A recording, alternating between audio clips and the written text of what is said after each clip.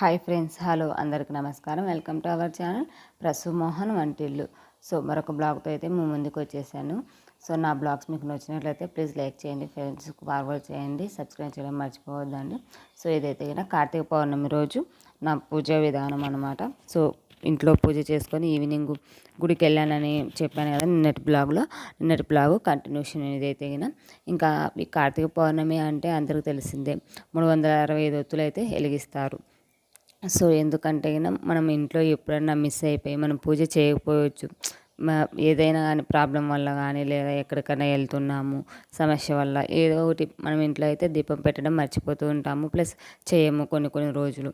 అలా ఉద్దేశంతో ఈ కార్తీక పౌర్ణమి రోజు 365 ఒత్తులు అయితే వెలిగిస్తారనమాట. ఎందుకంటే ఈ 365 ఒత్తులు వెలిగిస్తే మనం సంవత్సరం అంతా ఇంట్లో దీపారాధన చేశాము అన్న ఇది కోసము ఈ 365 ఒత్తులు అయితే వెలిగిస్తారు.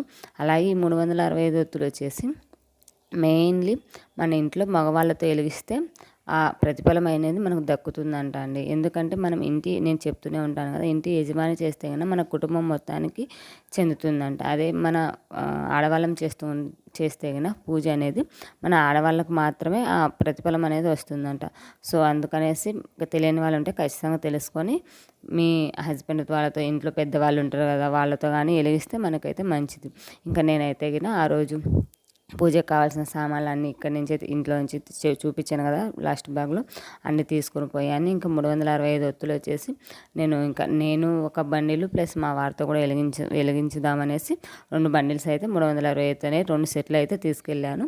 ఇంకా 2 సెట్లు ఒకే దీపంలో పెట్టేసి విడివిడిగా పెట్టేసి ఇంకా మా వారితో కూడా దీపం అయితే వెలిగించాను అనమాట. ఆ రోజు ఇంక ఈవినింగ్ కాబట్టి వచ్చేసారు. మేము 7 ఆ టైంకి గుడికి అయితే వెళ్ళాము. 7 ఆ టైంకి వెళ్ళేసరికి అసలు ఎంత జనం ఉన్నారంటే గుడి పట్టలేదండి, మొత్తం చుట్టూ అప్పటికే ఆల్మోస్ట్ ఫుల్ అయిపోయిందనమాట. మేమే లేట్ వెళ్ళామేమో అనుకున్నాం. ఇంకా మేము అక్కడ జ్వాలా తోరణం, ఊరేగింపు ఇవన్నీ చెప్పాను కదా, అవన్నీ జరుగుతున్నాయి. మేము వెళ్ళిన ఇంకా 1 అవర్ చూడాలి. మొత్తం గుళ్ళు అసలు ఏమంటారు, రిస్క్ రాలితే పడదంటారు కదా, ఆ విధమైపోయిందని. అసలు స్పేస్ లేక ఇంక మొత్తం ఎక్కడ ఖాళీ దొరికితే అక్కడ మొత్తం దీపాలు పెట్టేశారు. అసలు చాలా మంచిగా అనిపించింది చూడ్డానికి అయితే గిన. ఆ దీపాలు కాంతులు వెలుగుతూ ఉంటే గిన ఎంత పీస్ఫుల్గా అనిపించింది అంటే గిన నేను చెప్పలేను అనమాట. సో అంత మంచిగా అనిపించింది చూడ్డానికి. ఇంకా యాజ్ యూజువల్గానే ఇదైతే గిన ఇంకా దీపాలు అయితే పెట్టేసుకున్నాను. ఫస్ట్ అయితే గిన వాటర్ బాటిల్ అయితే ఈసారి మర్చిపోలేదు. ఖచ్చితంగా మా పాప మరీ గుర్తు చేసింది, మమ్మీ వాటర్ తెచ్చుకొని మన ఆంటీ ఇచ్చింది కదా మర్చిపోవద్దని, ఆ పిల్లే వాటర్ బాటిల్లో వాటర్ పోసి మరీ నాకు ఇచ్చింది అనమాట. ఇంకా వాటర్ బాటిల్, ఆయిల్ ఒత్తులు వచ్చేసి నేను ముందుగానే ఆయిల్ వేసేసి నానబెట్టుకున్నాను అనమాట. ఈ ఒత్తులు తొందరగా ఎక్కువ నానితే కనుక మనకి ఎక్కువ దీపం అనేది ఎక్కువసేపు వెలుగుతుంది. సో అందువల్ల నేను ఒక 2-3 అవర్స్ ముందుగానే ఆయిల్లో వేసేసి పెట్టేసుకున్నాను. ఇంకా ఉసిరి దీపాలు అయితే ఒక 5 వెలిగించాను. ఈ మండే అన్న నేను పిండి దీపాలు వెలిగించాలనుకుంటున్నాను, చూడాలండి ఏమవుతుందో. ఒకసారి కూడా వెలిగించలేదు పిండి దీపాలు, ఇంట్లో వెలిగించలేదు, ప్లస్ దేవుని గుడి దగ్గర కూడా వెలిగించలేదు. కానీ ఒకసారన్నా ఈ పిండి దీపాలు ఉసిరి దీపాలు శివునికి చాలా ఇష్టం అంట. ఇంకోటి కొబ్బరి దీపం అని పెడతారు, కొబ్బరికాయ కొట్టేసి కొబ్బరికాయలు ఆయిల్ వేసేసి 3 ఒత్తులు వెలిగిస్తారు. అదే 2 కలిపి 3 ఏదో నారికేల ఒత్తు ఏదో అంటారండి.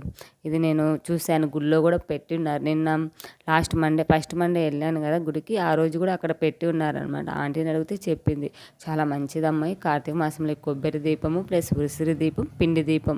ఉసిరి దీపం కంటే ఇంకా పిండి దీపము చాలా శ్రేష్టమైనది అంటే చాలా మంచిదంట పెడితేగిన. సో మ్యాక్సిమం ఏకాదశి ఆ టైంలో కూడా పిండి దీపాలు ఇంట్లో కానీ అట్లా వెలిగిస్తూ ఉంటారు. కాకపోతే నాకు బాబుతో టైం ఉండటం లేదు కాబట్టి నాకు చేయడానికి టైం ఉండటం లేదు. సో చూడాలి, ట్రై చేయాలి మండే అని వెలిగించడానికి. ఇంకా నేనైతే ఇలా ఒత్తులు పెడుతూ ఉంటే ఇంకా మా వారు వీడియో తీస్తూ ఉన్నారు పైనుండి. అసలు స్పేస్ అనేది దొరకలేదండి అక్కడ మాకు దీపం పెట్టడానికి. ఇంకా అంతా దేవుడే కదా అనేసి, అంటే చెట్టు ముందు ఒక బ్యాచ్ అయితే మొత్తం అంటే రౌండ్ కూర్చుంటారు కదా రావి చెట్టు కింద, ఇంకా అయిపోయింది. దాని సెకండ్ లైన్లో మాకే అనమాట. అట్లా రౌండ్స్గా కూర్చొని 3rd లైన్ 4th లైన్ అలా పెడుతున్నా అనమాట. సర్లే చిన్న స్పేస్ వచ్చినా మనకు సరిపోతుంది కదా అనేసి ఇంకా అక్కడే కూర్చొని పూజ అయితే కంప్లీట్ చేసుకున్నాను. ఇంకా పూజ కంప్లీట్ అయిపోయిన తర్వాత మా పూజ ఇలా దీపం పెట్టేసి టెంకాయ కొట్టి నివేదన చేసి లోపలికి ఇంకా ప్రదక్షిణాలు చేసేటప్పుడు ఆకాశ దీపం అయితే అప్పుడు పెడుతున్నారనమాట. ఇంకా అప్పటికైతే కానీ ఆకాశ దీపం పెట్టలేదు. ఇంకా నేను నైవేద్యంగా రవ కేసరి అయితే చేసుకెళ్ళాను. ఆకాశ దీపం కూడా అప్పుడు పెడుతున్నారు. ఇంకా ఆకాశ దీపం పెట్టేటప్పుడు నేనైతే కొంచెము ఆవు నెయ్యి ఉంటే ఆవు నెయ్యి వేసాను. ఆయిల్ ఏం తీసుకెళ్ళలేదు కానీ ఆవు నెయ్యి అయితే తీసుకెళ్ళింటి. ఇంకా సరేలే చాలు, ఒక డ్రాప్ అన్నా మనకి చాలంట ఆకాశ దీపంలో. సరే అనేసి కొంచెం అయితే ఆవు నెయ్యి తీసి అందులో వేసాను. దేవుడు మనకి అంతో ఎంతో పుణ్యం అనేది దక్కుతుంది. అసలు ఎంతమంది అంటే ఆయిల్ వేస్తూనే ఉన్నారు. అది చిన్న దీపం అయిపోయింది, ఫుల్ అయిపోయింది, ఇంకా పక్కన పడేస్తున్నారు అనమాట. సో ఎందుకు అనేసి ఇంకా నేను కొంచెమే మరి 2-3 డ్రాప్స్ పైన ఆవు నెయ్యి అయితే వేసాను. ఇంకా మనం ప్రతి ఒక్కరండి అక్కడ ఉన్న వాళ్ళ గోత్రనామాలు అడిగి అయితే కానీ ఆకాశ దీపం పెట్టేటప్పుడు అడిగి మరి పూజ చేస్తారనమాట. చాలా విశేషమంట ఆకాశ దీపం అనేది. మోస్ట్లీ ఎవరికి అది దక్కదంటే మామూలుగా గుడి పెద్దలు ఉంటారు కదా, వాళ్ళు మాత్రమే పెడతారంట. ఇంకా ఎప్పుడన్నా ఇలాంటి సందర్భాల్లో అందరూ వెళ్ళినప్పుడు ఆయిల్ వేసి ప్రసాదంగా పెట్టేసి దండం అయితే పెట్టుకోవచ్చు అనమాట. సో ఇంకా ఆ విధంగా అయితే నేను మన తులసి కళ్యాణం రోజు కూడా చెప్పాను కదా, నేను అది ఆకాశ దీపం పెట్టేటప్పుడు ఆయిల్ మర్చిపోయాను, వేయలేకపోయాను అనేసి. సర్లే ఈసారి అయితే గిన అదృష్టం అనేది దక్కిందని కోరుకుంటున్నాను ఆ దేవుడిని అయితే గిన. సో 2-3 డ్రాప్స్ అయితే యాడ్ చేశాను. చాలా అనిపించింది. ఇంకా ఇది వచ్చేసి ఉంటుంది కదా జ్వాల తోరణం అని చెప్పాను కదా, ఈ జ్వాల తోరణం కూడా నైట్ టైమ్సే చేస్తారంట శివుని దగ్గర. ఈ జ్వాల తోరణం అంటే ఏంటి అంటే గిన మామూలుగా పెద్ద పెద్ద గుళ్ళల్లో అయితే గిన నేను కూడా మహానందిలో చేస్తారని విన్నానండి. మహానంది మా సైడ్ అనమాట, నంద్యాల సైడ్ ఉంటుంది. అక్కడైతే గిన వరిగడ్డి అనేది అటు ఇటు 2 స్తంభాల మధ్య తాడులా కట్టి దానికి వరిగడ్డి చుట్టి మొత్తం అంతా ఎక్కువగా ఆ వరిగడ్డిని కాలుస్తారనమాట. కాల్చి దాని మధ్యలో ఉంచి శివపార్వతుల విగ్రహాలను తీస్తూ ఉంటారు. అది నేను మహానందిలో చేస్తారనేది నేను విన్నానండి. ఎందుకంటే మా సైడ్ కాబట్టి మాకు చెప్తూ ఉంటారు, తెలుసు అనమాట. సో ఇంక ఇక్కడ ఎక్కడ గుళ్ళల్లో అయితే నేను ఎప్పుడు చూడలేదు, నేను ఎప్పుడు వెళ్ళలేదు అనమాట ఈ కార్తీక మాసంలో జ్వాల తోరణానికి. సో ఫస్ట్ టైం వెళ్ళాను కదా, ఇక్కడ నేను చూశాను. ఫస్ట్ టైం చూడడం కూడా, విన్నదే కానీ నేను ఎప్పుడు చూడలేదు, ఇక్కడైతే చూశాను. ఆ జ్వాల తోరణం ఎందుకు చేస్తారంటే అది కూడా శుద్ధ పౌర్ణమి రోజు మాత్రం నైట్ మాత్రమే చేస్తారంట. ఇది సముద్రం చిలికేటప్పుడు అది విషం వస్తుంది కదా, ఆ విషయాన్ని శివుడు మింగేస్తాడు కంఠం దగ్గర, కంఠంలోనే ఉండిపోతుంది. అది కడుపులోకి పోకుండా బయటికి రాను కంఠంలోనే పెట్టుకుంటాడు కదా, అది చాలా ప్రమాదకరమని. అందువల్ల ఆయనకి కంఠంలో మంట రాకుండా ఎప్పటికీ అభిషేకాలు అయితే చేస్తూ ఉంటారనేది మనకు తెలిసిన విషయమే కదా. తెలియని వాళ్ళు ఉంటే తెలుసుకోండి. ఆ కంఠంలో ఉన్న విషాన్ని మంటం తగ్గించడానికి ఆయనకి ఎప్పటికీ నిత్య అభిషేకం అనేది, జలాభిషేకం అనేది చేస్తూ ఉంటారనమాట. అందుకే శివునికి ఎప్పుడు అభిషేకం చేస్తారు. సో ఇంక ఈ జ్వాల తోరణానికి వస్తే ఆ శివుడు విషాన్ని మింగుతాడు కదా, ఆ మింగినప్పుడు ఆయనకి ఏమైపోతుందో ఏమో అని పార్వతీదేవి భయపడుతుంది అనమాట. భయపడినప్పుడు ఆమె మొక్కుకుంటుందన్నమాట. నా భర్తకి ఏం కాకుండా చూడు స్వామి, నేను ఇలా జ్వాల తోరణంలో తిరుగుతాను అని మొక్కుంటుందంట.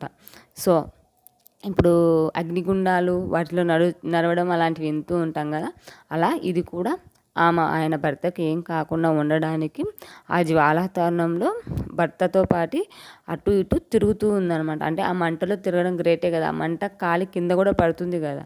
సో అలా అనమాట. సో అందుకనేసి ఆమె జ్వాల తోరణాన్ని వెలిగిస్తారంట. ఆ జ్వాల తోరణాన్ని 2 స్తంభాలకు ఒక తాడులాగా కట్టి ఆ మోస్ట్లీ వరిచెత్తను బాగా మంచిగా గట్టిగా అల్లుతారంట తాళ్ళులాగా. వాటిని అల్లి ఆ వరిచెత్తను కాల్చి వాటి మధ్యలో నుంచి శివపార్వతుల విగ్రహాలను వాటిని ప్రదక్షిణ అయితే చేస్తారంట. 5 కానీ 3 కానీ అట్లా ప్రదక్షిణలు అయితే చేస్తారంట. ఇక్కడైతే ఇంకా చిన్న గుడినే కాబట్టి ఈ గుడి వచ్చేసి చాలా పురాతనమైన గుడి అంటే దగ్గర 50 సంవత్సరాలు అయిందంట నేను వెళ్ళిన గుడి అయితే మేము ఇక్కడ వచ్చినప్పటి నుంచి ఈ గుడికే వెళ్తాం. శివుని దగ్గరికి వెళ్ళాలంటే మేము ఈ గుడి దగ్గరికే వెళ్తాము. ఇంకా ఈ గుడిలో అయితే చెప్పాను కదా కాటన్ క్లాత్స్ ఉంటాయి కదా, వాటిని ఆయిల్లో పెట్టేసి అటు ఇటు 2 స్తంభాలకు కట్టి ఇంకా జ్వాల తోరణం అనేసి వెలిగించేసి వాటి మధ్యలో నుంచి శివపార్వతి విగ్రహాలను అయితే తిప్పారనమాట. అది మెయిన్ వచ్చేసి జ్వాల తోరణం మీనింగ్ అంటే అదేనమాట. తన భర్తకి ఏం కాకూడదనే ఉద్దేశంతో కార్తీక కార్తీక మాసంలో శుద్ధ కార్తీక పౌర్ణమి రోజు రాత్రి ఈ జ్వాలాతోరణం అనేది జరుగుతుందనమాట. ఇది రాత్రి సమయాల్లోనే జరుగుతుందంట. సో ఆ నిప్పుల మధ్యలో వెళ్ళినప్పుడు ఆయన బ్రతుకుతాడు అనే ఉద్దేశంతో అలా చేస్తుందంట ఆ పార్వతీదేవి అయితే గిన. చాలా మంచిగా అనిపించిందండి ఇది విన్న తర్వాత. ప్లస్ ఇవన్నీ చూసినాక ఈ ఆకాశ దీపము, జ్వాలాతోరణము, కళ్యాణం ఇవన్నీ ఈ కార్తీక మాసంలో అయితే చాలా మంచిది అని చెప్పచ్చండి నాకైతే గిన.